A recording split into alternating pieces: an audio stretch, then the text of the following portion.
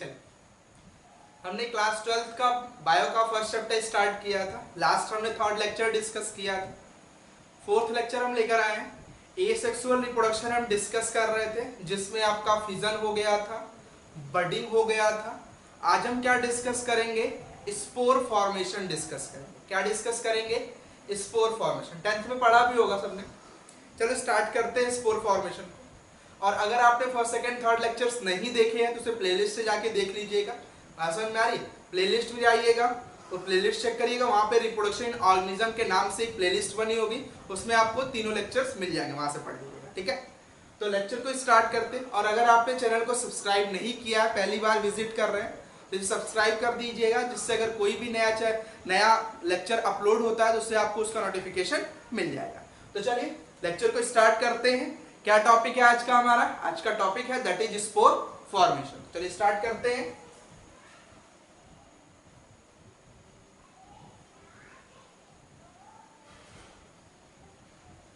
Spore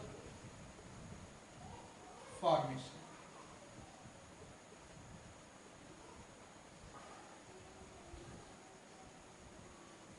spore formation क्या होता है? देखो, डेफिनेशन नहीं लिखेंगे अपन, बहुत बड़ा जाएगा इसका definition.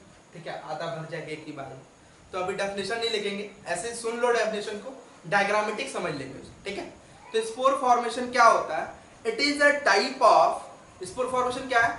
It is a type of asexual reproduction in which karyokinesis is occur multiple times inside the sporangia। बात समझ में आ रही है? ये एक ऐसा एसेक्सुअल रिप्रोडक्शन है जिसमें स्पोरेंजिया के अंदर जो राइजोपस के प्लांट होते हैं उसके अंदर जो स्पोरेंजिया पाया जाता है, सैक लाइक स्ट्रक्चर पाया जाता है, रिप्रोडक्टिव यूनिट पाई जाती है, उसके अंदर मल्टीपल टाइम्स क्या होगा? कैरियोकाइनेसिस। कई बार क्या होगी?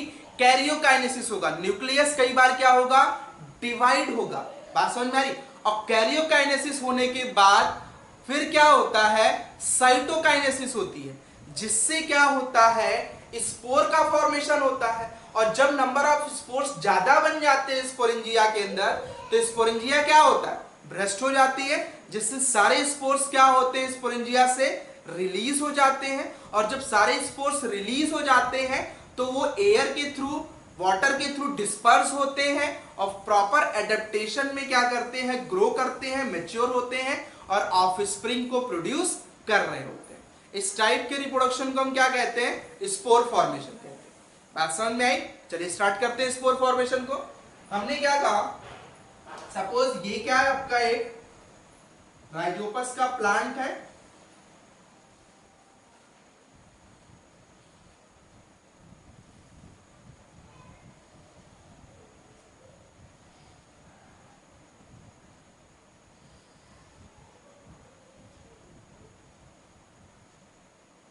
ये राइजोपस का प्लांट है। ठीक है, ये राइजोपस है आपका एक।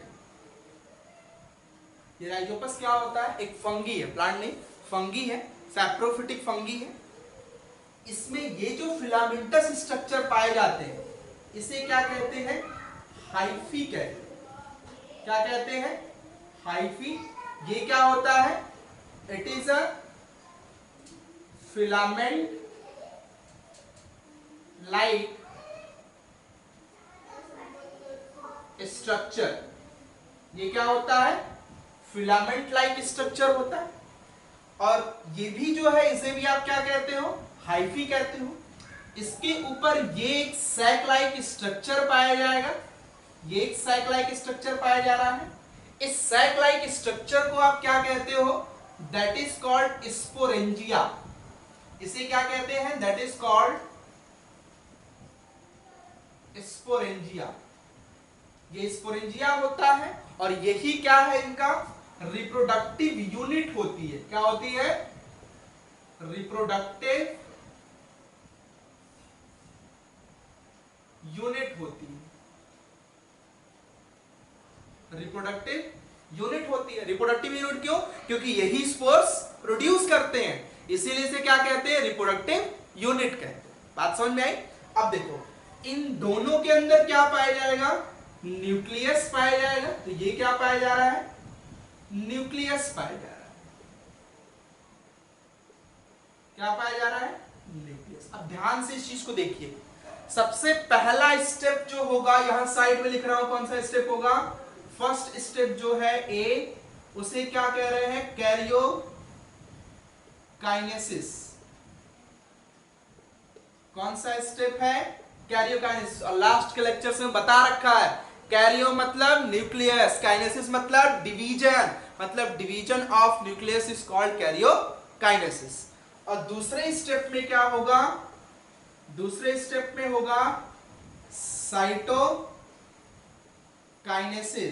मतलब साइटोप्लाज्म में क्या होगा, डिवाइड होगा।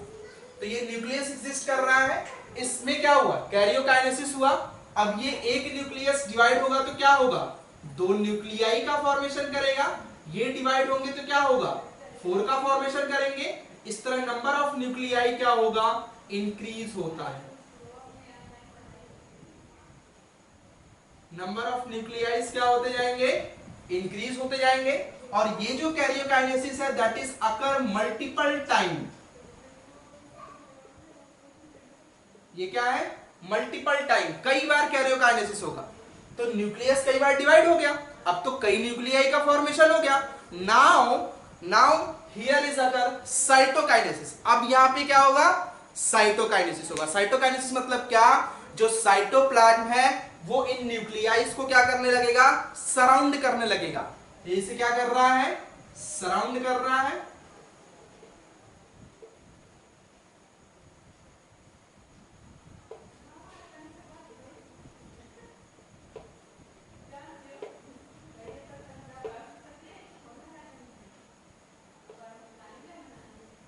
ये न्यूक्लियस क्या हुआ, सराउंड हो गया। अब सराउंड होने के बाद ये स्पोरेंजिया क्या होगी, ब्रस्ट हो जाएगी। ये स्पोरेंजिया क्या हो जाएगी, ब्रस्ट हो जाएगी। तो तीसरा स्टेप क्या होता है, ब्रस्टिंग ऑफ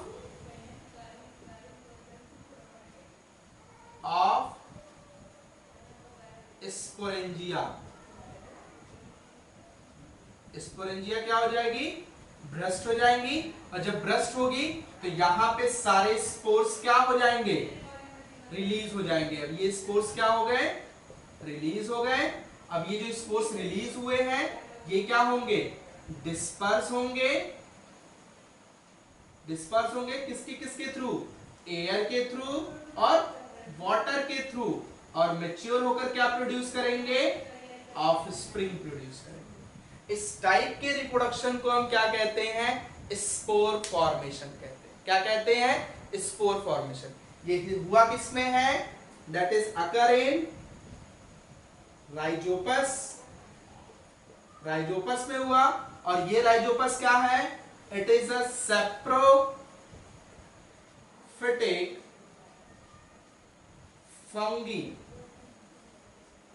ये क्या होता है, सैप्रोफिटिक फंगी होते हैं। सैप्रोफिटिक जानते ही होगे ना, जो डेड के ऑर्गेनिक मैटर से न्यूट्रिशन लेते हैं भाई, सैप्रोफिटिक कहते हैं। तो ये क्या है आपका, सैप्रोफिटिक फंगी में ये आपका स्पोर फॉर्मेशन सीन हुआ।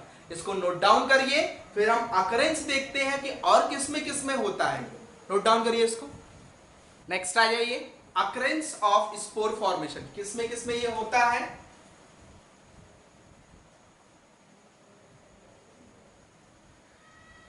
अकरेंस कहां पाया जाएगा स्पोर फॉर्मेशन।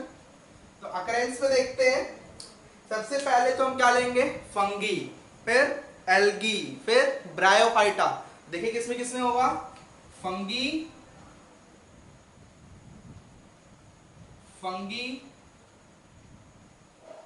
एल्गी,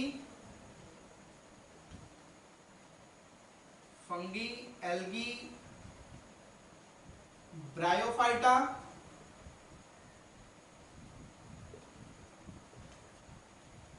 टेरिडोफाइटा,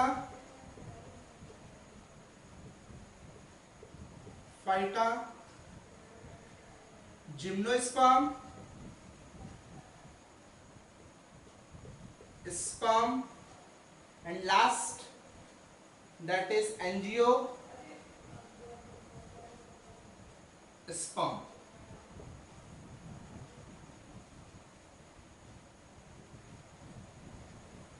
ठीक है, algae, bryophyta, pteridophyta, gymnosperm and angiosperm. अब समझो इसको ना, फंगी में किस टाइप के स्पोर बनते हैं, किस स्पोर्स के थ्रू होता है? तो फंगीज में कोनिडिया के थ्रू होता है। किसके थ्रू होता है? कोनिडिया के थ्रू। दूसरी चीज, एल्गी में, एल्गी में किसके थ्रू होता है? एल्गी में कौन से स्पोर इन्वॉल्व होते हैं? जूस्पोर। कौन से स्पोर इन्वॉल्व होते हैं? जूस्पोर। यहां स्पोर की टाइप्स है, बात समझ में आई? तो फंगी में और एल्गी में पाया जाएगा। फंगी में कौन से स्पोर के थ्रू होगा? कोनिडिया के थ्रू। और एल्गीज में किसके थ्रू होगा? जूस्पोर के थ्रू। अभी कोई टेंशन नहीं लिया, कोनिडिया क्या है, जूस्पोर क्या है, कोई टेंशन नहीं है, सब डिस्कस करेंगे अब इसके बाद। ठीक है, अभी बस जानो कि फंगी में कौन सा स्पोर, अभी पता है ना स्पोर बनता है, उस स्पोर को क्या कहते हैं यहाँ पे? कोनिडिया कहते हैं। और एल्गी केस में जूस्पोर्स।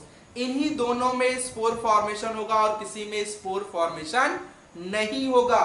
और सब में स्पोर फॉर्मेशन क्या होता है? एब्सेंट होता है। इन सब में स्पोर फॉर्मेशन क्या होगा? एब्सेंट होगा। बात समझ आई?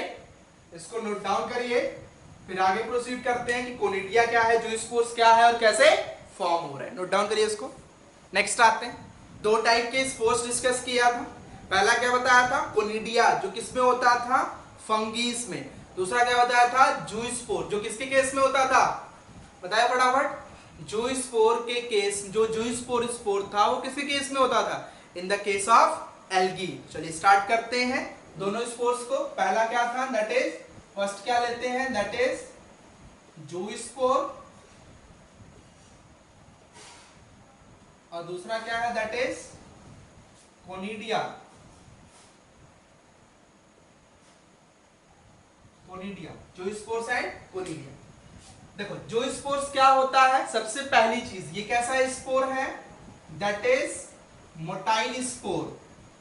कैसा स्पोर होता है? मोटाइल स्पोर होता है। और कोनिडिया जो होगा ये क्या होता है? That is non motile spore. ये कैसा स्पोर होता है? Non motile spore. और ये कैसे स्पोर्स होते हैं? मोटाइल स्पोर होते हैं।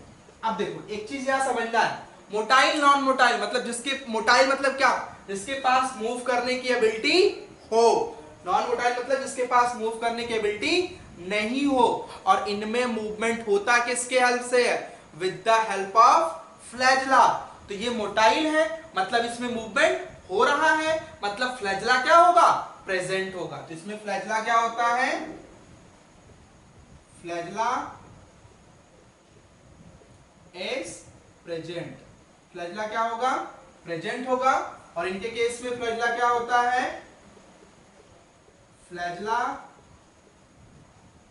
Is absent. फ्लैजला नहीं पाया जाता, इसलिए क्या होते हैं? नॉन मोटाइल स्पोर्स होते हैं। इसमें पाया जाता है इसलिए क्या होते हैं? मोटाइल स्पोर्स होते हैं। तीसरी चीज यहां पे डिस्कस करेंगे, थर्ड थिंग ये कि इनका जो फॉर्मेशन होता है, जो स्पोर जो फॉर्म होते हैं वो बॉडी के आउटसाइड से फॉर्म होते हैं। ठीक है, सॉरी, बॉडी के इनसाइड फॉर्म होते हैं, स्पोरेंजिया के अंदर बनते हैं। मालूम है, यहां पे स्पोर जो बनेंगे स्पोरेंजिया के अंदर बनेंगे। तो अगर स्पोरेंजिया के अंदर बन रहे हैं तो स्पोर फॉर्मेशन कैसा है? एंडोजिनसली स्पोर फॉर्मेशन है। कैसा स्पोर फॉर्मेशन? एंडोजिनसली। तो यहां पे स्पोर फॉर्मेशन कैसा होता है? स्पोर फॉर्मेशन जो होगा, फॉर्मेशन क्या होता है? एंडोजिनसली। एंडोजिनसली मतलब क्या? फॉर्म्ड inside the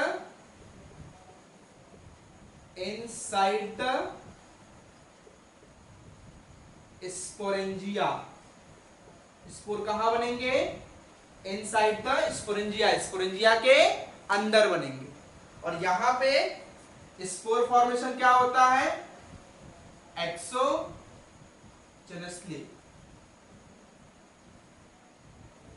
मतलब कहां बनेंगे? Outside the sporangia. On the conidiophore. कहां बनते हैं? काइनेडोफोर। तो यहां पे लिख लीजिएगा कि दे फॉर्म्ड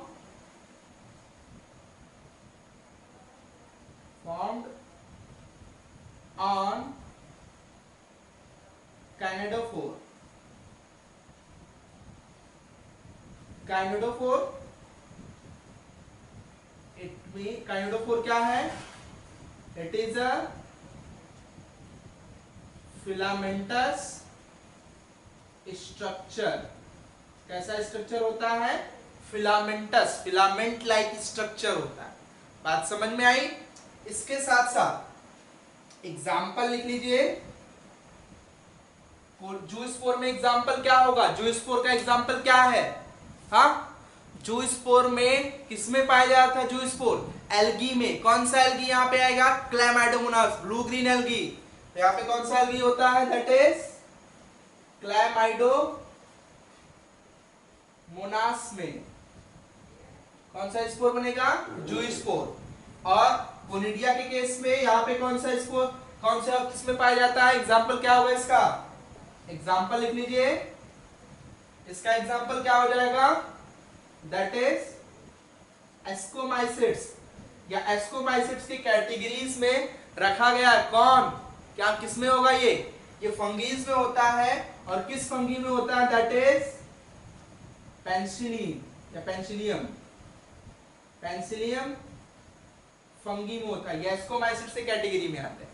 तो कोनिडिया के थ्रू, कोनिडिया का एग्जांपल क्या? पेनिसिलियम। कोनिडिया स्पोर किसमें बनेगा? पेनिसिलियम के केस में। और जूस्पोर किस केस में बनेगा? क्लैमाइडोमोनास के केस में। बात समझ में आई? नोट डाउन करो, फिर आगे प्रोसीड करते हैं। चलो, जूस्पोर्स के केस में हमने एग्जांपल डिस्कस कर लिया, कोनिडिया के केस में भी एग्जांपल डिस्कस कर लिया। तो आगे प्रोसीड करते हैं। आगे नेक्स्ट क्या कि कैसे स्पोर फॉर्मेशन, कैसे जूस्पोर बन रहा है और कैसे कोनिडिया बन रहा है। हमने कहा ना एंडोजिनसली फॉर्म होगा, एक्सोजिनसली फॉर्म होगा। तो हाउ, कैसे फॉर्म होगा, उस चीज को सीन करते हैं। तो आइए जूस्पोर्स के केस में देखिए। सबसे पहले हमने कहा था जूस्पोर किसमें बनेगा? क्लैमाइडोमोनास में बनेगा। किसमें बनेगा? क्लैमाइडोमोनास में। तो क्लैमाइडोमोनास में जूस्पोर का फॉर्मेशन होगा। तो सपोज ये क्या है? क्लैमाइडोमोनास की बॉडी है। ये क्लैमाइडोमोनास की बॉडी है। हमने कहा था ये क्या होते हैं? मोटाइल होते हैं, मतलब फ्लैजला क्या होगा? इस पे प्रेजेंट होगा। तो ये बाइफ्लैजेलेटेड होते हैं। फ्लैजला क्या होता है? प्रेजेंट होगा, that is flagella. Flagella present होगा। इसके साथ साथ इसके सेंटर में क्या पाया जाता है? ये न्यूक्लियस प्रेजेंट होगा। इसके साथ साथ यहां पर ये क्या पाया जाएगा? क्लोरोप्लास्ट होता है।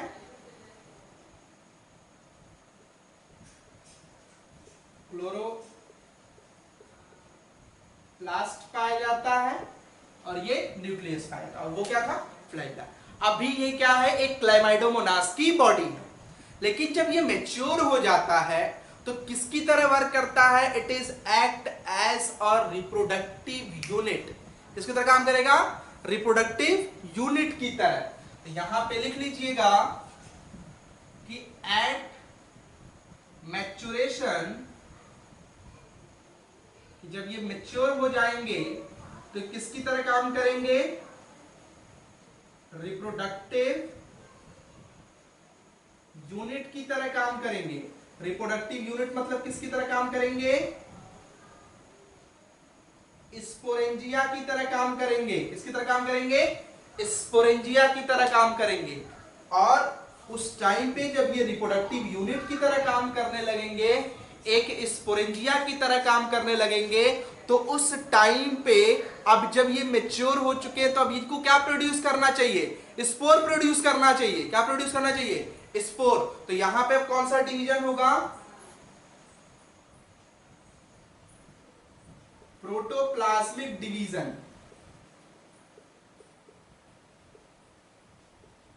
प्रोटोप्लाज्मिक डिवीजन होगा। मतलब प्रोटोप्लाज्म क्या होगा? डिवाइड होगा। मतलब कि न्यूक्लियस, क्लोरोप्लास्ट सब कुछ एक साथ क्या होंगे? डिवाइड हो जाएंगे। तो उसे क्या कहते हैं? Protoplasmic division. प्रोटोप्लाज्म डिवीजन समझ रहे हो? प्रोटोप्लाज्म का डिवाइड हुआ। प्रोटोप्लाज्म में क्या होता है, सेल के अंदर साइटोप्लाज्म में जितने पाए जा रहे हैं और न्यूक्लियस दोनों को जोड़ दोगे प्रोटोप्लाज्म कहेंगे। तो अब वो डिवाइड होगा, तो न्यूक्लियस में डिवाइड हुआ और क्लोरोप्लास्ट की, और ये मल्टीपल टाइम्स होगा, कई बार होगा। तो जब कई बार होगा तो इस क्लेमाइडोमोनास के अंदर कई स्मॉल स्ट्रक्चर्स का फॉर्मेशन होगा।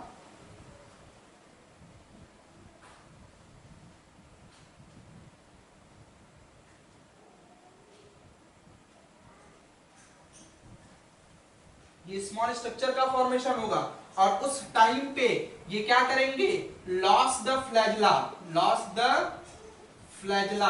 ये फ्लैजला क्या करते हैं, लॉस कर देते हैं। बात समझ में आई? और अब ये क्या होगा, ब्रस्ट हो जाएगा, ब्रस्टिंग होगी। अब ये ब्रस्ट हो जाएगा, और ब्रस्ट होने के बाद सारे स्पोर्स जो बने थे इसके अंदर, ये छोटे छोटे बने ना, ये सारे स्पोर्स क्या होंगे, रिलीज हो जाएंगे, और रिलीज होकर ग्रो होकर किसका फॉर्मेशन करेंगे, एक नए क्लेमाइडोमोनास का फॉर्मेशन करेंगे। किसका फॉर्मेशन करेंगे, नए क्लेमाइडोमोनास का। और इसी को जब ये कंप्लीट मैच्योर नहीं हुए होंगे तब तक इसे आप क्या कहोगे, जूस्पोर्स कहोगे। तो यही क्या है, जूस्पोर। क्या है, जूस्पोर। और यही जब ग्रो करेंगे और क्या होंगे, डेवलप होंगे, तो किसका फॉर्मेशन कर देंगे, क्लेमाइडोमोनास का। बात समझ में आ गई? कोई दिक्कत? कैसे जूस्पोर बना? अब देख लीजिए कोनिडिया कैसे बन रहा है। देखिए कोनिडिया के केस में क्या होता है, कोनिडिया का फॉर्मेशन कैसे होता है, बहुत इजी है, कुछ खास नहीं। जैसे मान लीजिए, अब देखो हाँ एक चीज और, कि यहाँ पे जो स्पोर बना वो बॉडी के अंदर बना ना भाई, स्पोरेंजिया के अंदर बन रहा है। कहां बन रहा है, स्पोरेंजिया के अंदर बन रहा है। तो यहाँ पे डेवलपमेंट कैसा था, एंडोजिनसली था। कैसा था, एंडो। लेकिन यहाँ पे अभी देखना आउटसाइड बने था, उसे क्या कहेंगे, एक्सोजिनसली। तो यहाँ पे देखो कैसे बन रहा है। हमने कहा कहां बनते हैं स्पोर्स, कहां बनते हैं, यहाँ पे कोनिडिया कहां पे बनता है, काइनेडोफोर पे बनता है। कैसे बनता है, काइनेडोफोर। और वो काइनेडोफोर क्या है, एक फिलामेंट लाइक ब्रांच्ड स्ट्रक्चर है। तो यहां पे देखिए ये आपका काइनेडोफोर है, फिलामेंट लाइक ब्रांच्ड स्ट्रक्चर, इसे क्या कहते हैं, काइनेडोफोर कहते हैं, फिलामेंट लाइक ब्रांच्ड स्ट्रक्चर। अब इसके ऊपर फर्दर ब्रांचिंग होती है, तो इसके ऊपर फर्दर ब्रांचिंग होगी, तो उन ब्रांचिंग्स को हम क्या कहते हैं, प्राइमरी ब्रांचिंग कहते हैं। तो इनके ऊपर फिर से ब्रांचिंग होगी, देखिए इसे प्राइमरी ब्रांचिंग कहते हैं। फिर से इसके ऊपर ब्रांचिंग होगी,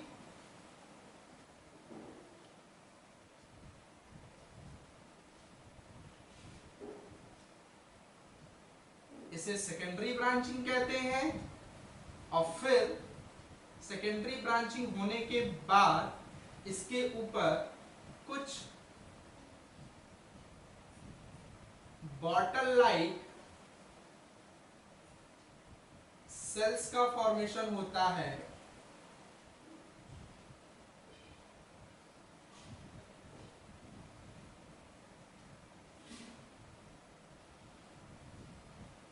कुछ बॉटल लाइक सेल का फॉर्मेशन होता है। इन बॉटल लाइक सेल को हम क्या कहते हैं, स्टेरिग्मा कहते हैं। क्या कहते हैं, स्टेरिग्मा। यहां पे लिख लीजिएगा नाम, कैसे सेफ है इसका, बॉटल लाइक। तो बॉटल लाइक सेल का फॉर्मेशन होता है, इसे क्या कहते हैं, स्टेरिग्मा। अब यही पार्ट यहां से कटेगा, डीअटैच होगा, सेपरेट होगा, और ये ऐसे अरेंज होते चले जाएंगे। ये पार्ट यहां से डीअटैच, देखो ये जो बॉटल है यही अपना पार्ट ऐसे कट करेगा, और कट करके क्या होगा, ऐसे एग्रीगेट करता जाएगा, और उसी को आप क्या कहोगे, कोनिडिया कहोगे। क्या कहोगे, कोनिडिया। जो क्या होगा, आगे मैच्योर होगा और क्या प्रोड्यूस कर देगा, ऑफस्प्रिंग प्रोड्यूस कर देगा। क्या प्रोड्यूस करेगा, ऑफस्प्रिंग। तो यहां पे आपने देखा कि जो स्पोर बना, जो कोनिडिया बना, वो काइनेडोफोर के ऊपर बना, बॉडी के आउटसाइड बना, कोई स्पोरेंजिया फॉर्म नहीं हुई, तो इसे क्या कहते हैं, एक्सोजिनसली कहते हैं। बात समझ में आई? ये आपका स्पोर फॉर्मेशन खत्म हो गया, नोट डाउन कर लीजिए।